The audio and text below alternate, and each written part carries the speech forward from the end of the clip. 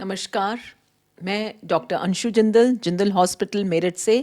मैं एक IVF specialist, high risk obstetrician और गायनेकोलॉजिस्ट हूँ।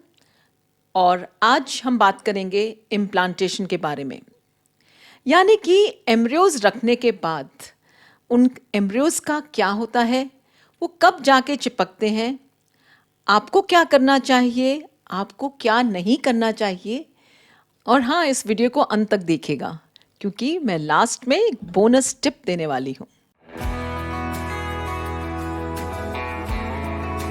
इम्प्लांटेशन यानी कि जो हम एम्ब्रियोज अंदर रखते हैं वो जाकर यूट्रस की लाइनिंग में इम्प्लांट होते हैं, चिपकते हैं और फिर वो बढ़ना शुरू होते हैं, बिल्कुल एक बीज के समान। जैसे एक बीज को हम ज़मीन में रखते हैं तो वो नीचे धंसता चला जाता है और उसके बाद प्रस्फुटित होता है, ठीक उसी तरह एम्ब्रियो भी इम्प्लांट करते हैं।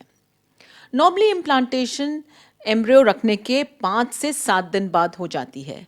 और अगर आपकी आईयूआई साइकिल है तो फिर फर्टिलाइजेशन तो ट्यूब में होता है और 5 दिन बाद एम्ब्रियो यूट्रस की लाइनिंग में इम्प्लांट होता है।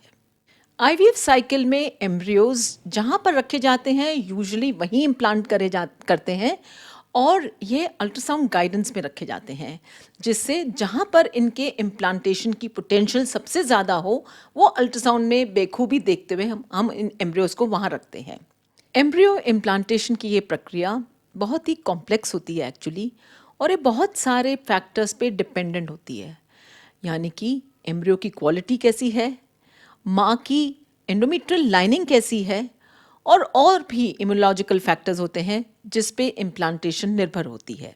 और यह कॉम्प्लेक्स प्रक्रिया मैटरनल माँ और बच्चे के बीच में एक एक्चुअली संवाद होता है जिसे कहते हैं मैटरनल एम्ब्रियो क्रॉसटॉक, यानी कि माँ और बच्चे दोनों एक दूसरे से बात करते हैं और एक अच्छे एम्ब्रियो को माँ अपनी तरफ आकर्षित करती है। और कुछ एम्ब्रियो स्लो ग्रोइंग होते हैं और कुछ थोड़े फास्ट ग्रोइंग होते हैं। अब दूसरा क्वेश्चन ये आता है कि क्या इस प्रक्रिया को आप जान सकते हैं? कभी कभार तो इसके कोई सिम्टम्स नहीं होते, कब एम्ब्रियोज इम्प्लांट कर गए आपको कुछ पता नहीं लगेगा। मगर हाँ, अगर आप संवेदनशील हैं, अगर आप सेंसिटिव हैं तो कुछ इम्प्लांटेशन सिम्टम्स होते हैं, जैसे कि मेंस्ट्रुअल क्रैम्प्स होना। आपको पेट के निचले भाग में दर्द हो सकता है, दर्द कुछ देर तक रहेगा और नॉर्मली ये दर्द असहनीय नहीं होता और ना ही बैक एक के साथ एसोसिएटेड होता है। इसके अलावा कभी कभार इम्प्लांटेशन ब्लीड भी हो सकती है। इसमें थोड़ा सा धब्बा लग सकता है जिसका कलर पिंकिश या ब्राउनिश हो सकता है और यह अपने आप ठीक हो जाता है। इसके अतिरिक्त मेंसेस प्रेगनेंसी के सिम्टम्स जैसे हेडेक, वीकनेस, टायर्डनेस और बहुत ही मूड स्विंग्स होना, इस तरह के सिम्टम्स कुछ मरीजों में देखे जाते हैं। इसके अतिरिक्त कुछ महिलाओं में ब्रेस्ट में दुखन और ब्लोटिंग फीलिंग, यानी कि बदहजमी टाइप या गैस टाइप की फीलिंग भी हो सकती है। तो अब हम बात करेंगे कि आपको इस फेज में क्या करना चाहिए। सबसे पहले तो मैं यही कहूँगी कि आप रिलैक्स करें। आई नो ये सिचुएशन या ये अवस्था थोड़ी मुश्किल की होती है, क्योंकि एक तरफ से आप निश्चिंत होते हैं कि आपका एम्ब्रियो ट्रांसफ़र हो गया है और दूसरी तरफ से ये दुविधा मन में आती है कि पता नहीं ये एम्ब्रियोज इम्प्लांट करेंगे या नहीं करेंगे। तो आप भगवान पे इस बात को छोड़ दें, क्योंकि ये आपके या आपके डॉक्टर के हाथ में नहीं है। आप अपनी फीलिंग्स अपने पार्टनर के साथ डिस्कस कर सकते हैं या अपने फैमिली मेम्बर्स, अपनी मदर इन लॉ, किसी के साथ भी जिनके साथ आप कंफर्टेबल हैं, आप उनके साथ शेयर करें। नेगेटिविटी से बचें, ज़्यादा लोगों से बातें सुन के टेंशन में ना आएँ, क्योंकि लोग तो आपको बहुत सारी हिदायतें देंगे, तो उन सब नेगेटिविटी से दूर रहें। सीढ़ियाँ चढ़ना आपको अलाउड है, आप घर में ही घूम सकते हैं, आप घर का लाइट वर्क कर सकती हैं और अगर आप वर्किंग हैं तो आप लाइट वर्क भी अटेंड कर सकती हैं। अब हम आते हैं खाने पे। आप बिल्कुल नॉर्मल घर का खाना पीना खाएं, गरम चीज़ें लें, सूप्स ले सकते हैं, दाल ले सकते हैं, हाई प्रोटीन डाइट लें। अगर आप एनीमिक हैं तो आप आयरन सप्लीमेंट भी ले सकती हैं और अपने आप को खुश रखें। आप कच्ची चीज़ें खाएं जैसे कि सलाद, फ्रूट्स, ड्राई फ्रूट्स, ये आप सब ले सकती हैं।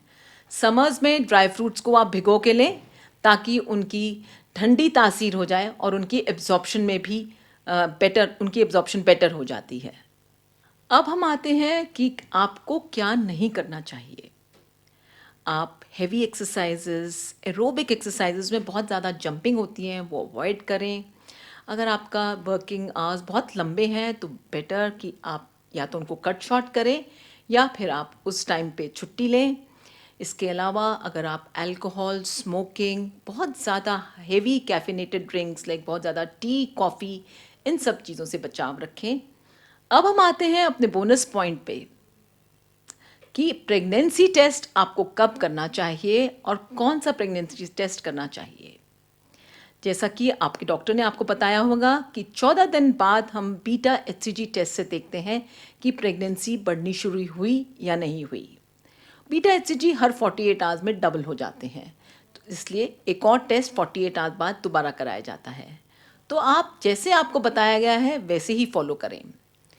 हाँ, कुछ पेशेंट्स ऐसा है कि खुद ही घर पे ही प्रेगनेंसी टेस्ट कर लेते हैं।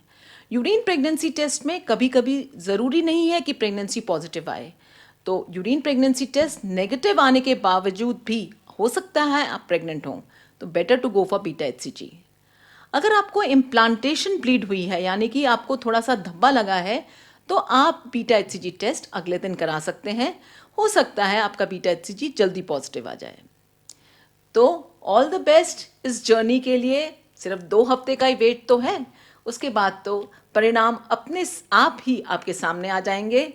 अपने आप को पॉजिटिव रखिए एंड ऑल द बेस्ट। अगर आपको ये वीडियो अच्छा लगा तो प्लीज़ इसे लाइक कीजिए, मेरे चैनल को सब्सक्राइब कीजिए ताकि और भी ऐसे वीडियोज़ मैं आपके लिए बनाती रहूँ। नमस्कार।